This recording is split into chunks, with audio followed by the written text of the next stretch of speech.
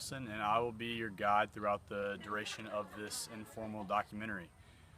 The topic of discussion that we will be addressing today is imperialism in Ghana. The reason I chose Ghana was for two reasons. The first reason, because Ghana was the first African country to gain its independence, which was in 1957. They were the first African country to encounter the slings and arrows of imperialism, of colonialism, and then neo-colonialism, which was in the future. The second reason I chose Ghana for my topic is because, excuse me, because I had the unique opportunity to go on a service learning trip to Ghana, which is where I am right now. And while I was here, I've been on the lookout for the different political, economic, and cultural impacts that imperialism has had here in the country of Ghana.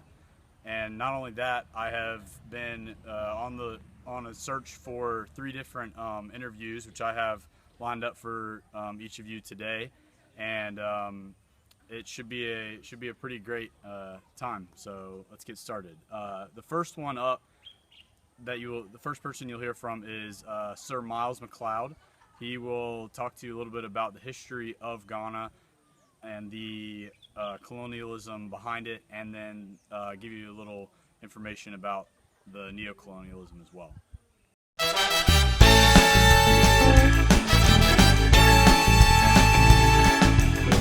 Hello, Professor. Hello.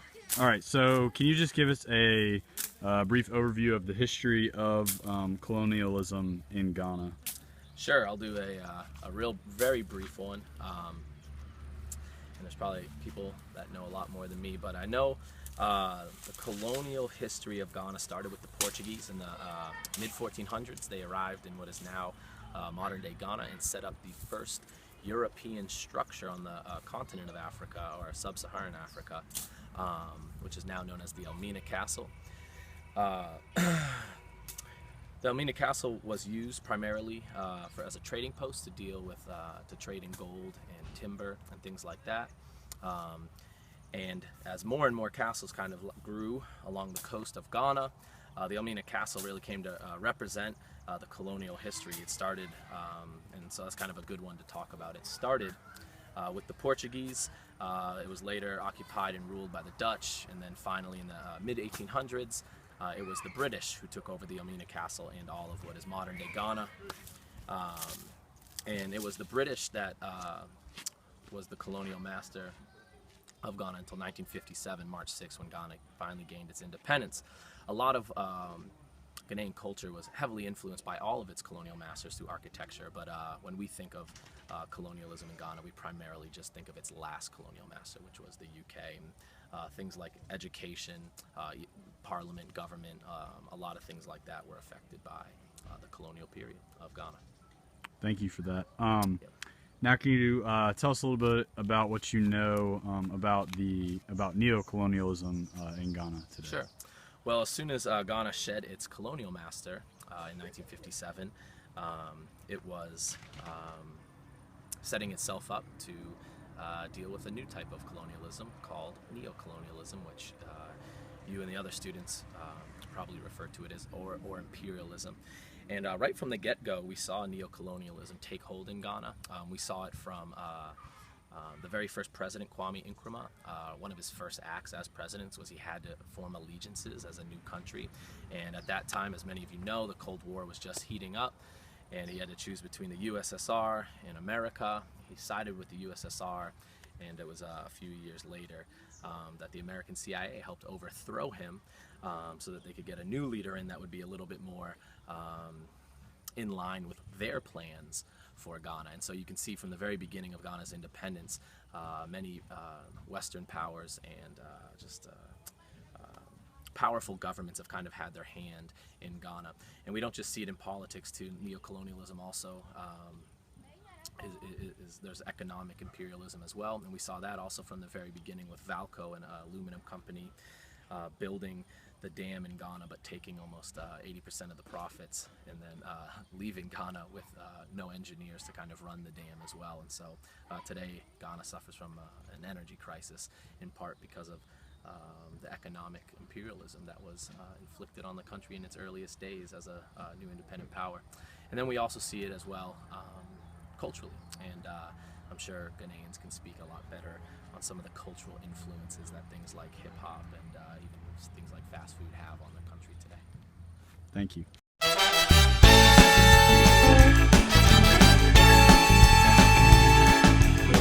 Okay, so I am here with Bob Ababio, and we are here in Peki, Ghana. How are you doing, Bob? I'm very well, thank you. Good. How are you, Noah? I'm good, thanks. Good. All right, so tell me a little bit about Bob has lived here most of his life. He lived in England for a bit, but then he's come back and he's lived here. He was born and raised here, and now he lives here still. So tell me a little bit about what impact you've seen imperialism have on Ghana throughout your time. Yeah, mainly economic, and the way forward about globalization, where everybody is putting one brand of thing, because Ghana has got its own unique problems. So the fact that globalization puts everything together and assumes that it's one whole country is not really good for Ghana. On the other hand, the economic bits of it, where most things are controlled externally, Right. Businesses, for example, all the mining companies in Ghana they don't belong to the state. We don't have any real profit from what goes on there. Most of the state-owned companies are being sold out as well, which is not great. So now Ghana is just like a shell, and with nothing inside it, because everything inside is sold out. So Ghanaians don't own nothing in economic terms. So we all are leaving this country and going elsewhere. Yeah. Which is the next bit of the effects of what imperialism is doing. So we all, the young people, the able hands, the engineers, the doctors, the architects, they're all living abroad. They live in the States, they live in the UK, Australia, wherever they can find that they feel they're worth more. They go and stay there. Which is not great for this country. Yeah. So do you ever see Ghana coming out of that shell and kind of breaking away from imperialism, or is there really no chance? Well, I wouldn't say there's no chance. There is still a chance if we look inwards. Right. If we, for example, I tell people when I travel to Accra in our car, the toll booths to Accra, there's like 3 toll booths. So I pay, I think, 2 cedis at each toll booth. So 12 cedis to go to Accra and return. Yeah.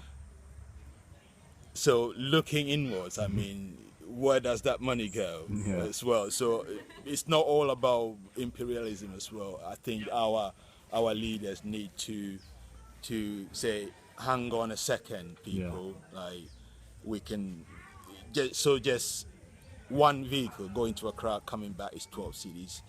The number of cars on our roads is quite a lot. So within a day, we, just through toll booths, we're making some money. There's the ports and harbours authority. There's the immigration. They issue passports and visas, and so Ghana makes some revenue. So at least we can look within ourselves and look inwards and say, let's not go for these ridiculous interest loans from the World Bank or the IMF, where they still have a hand on on what we do. You know, when we generate our own revenue, then we decide where to put it. Yeah. Which will be really, really great for Ghana. So one way of us really, you know, looking at getting out of this is looking within Ghana itself and Africa as a whole, because I still have to pay when I cross the border into Togo. Yeah. With a Ghanaian passport, I still have to, like, it's not that open, you see. So, but all that has been has been there during the colonial, you know, era, and then after that, because borders are man-made and it came about, you know, during those times. I still have aunties and brothers and sisters in Togo, but I can't go and see them without having to to pay at the border post. And that is a structure, that is an imperial colonial structure that is being maintained to still, you know, keep people under that, you know, kind of control. And so looking within us, Ghana, to start with, and then going out to Togo and then extending to Africa as a whole will be a good start.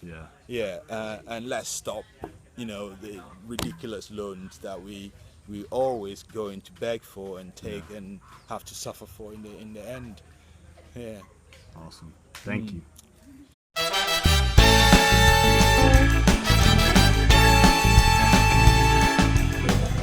Okay, so I'm here with Parker Savage. Parker, how are you doing?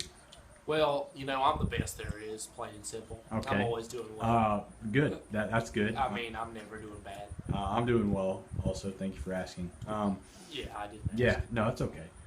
So,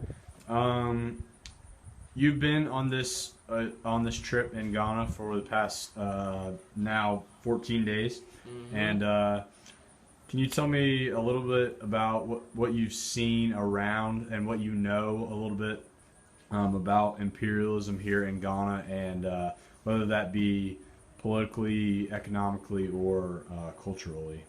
Yeah, absolutely. So I think there's pretty distinct examples in each of those categories. Culturally, it's actually kind of funny when you drive through villages and towns and such. Yeah, every village and town has these hair salons, right? And if you look at all the people that they're displaying the haircuts, it's like Ludacris, Drake, like T-Pain, like all these American musical artists. So not only is that music being listened to, but like those styles and things are being mimicked. Also, like one of the bigger clothing markets in Ghana is full with American clothes as opposed to Ghanaian clothes. But so that's pretty much it culturally. Economically, there are pretty big American companies that have set up, or you know, just international companies that have set up here. KFC, there's a KFC in Accra, the capital.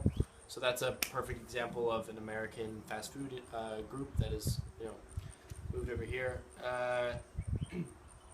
Also, Valco built the biggest dam in West Africa like 50 years ago, and they essentially set this dam up and wrote a contract saying, you know, we'll give you all this free energy, or we'll build this dam for you if you give us rights to certain things. And then they built the dam and then left. And the dam is now in disrepair. They don't have the engineers who can fix it. Ghanaians weren't trained on it.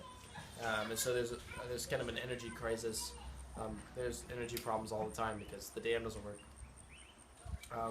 So economically, that's kind of a big deal. And then politically, I think the Valco Dam kind of fits in there as well. But also the fact that there's a democracy in Ghana. When Ghana got its independence in the 60s, they pretty much had two choices as far as government was concerned. They could follow the USSR model of socialism, or they could follow the American democracy. Those were pretty much the only two, modernly accepted government systems. Whereas in Africa, you know, for centuries, since the beginning of civilization, they've worked under a chief, kind of not quite monarchy, but their own kind of government.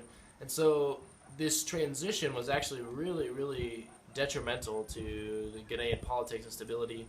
Up through the 80s, they were having major issues, many coups d'etats, the governments were being overthrown by different groups, and economic crisis because of they didn't really know where they fit in, and the chief's power versus the government power. So, I mean, without the United States and the USSR during that time being so powerful, there really wouldn't have been that issue of political imperialism kind of forcing that upon the newer, and that's, apparent in most African countries.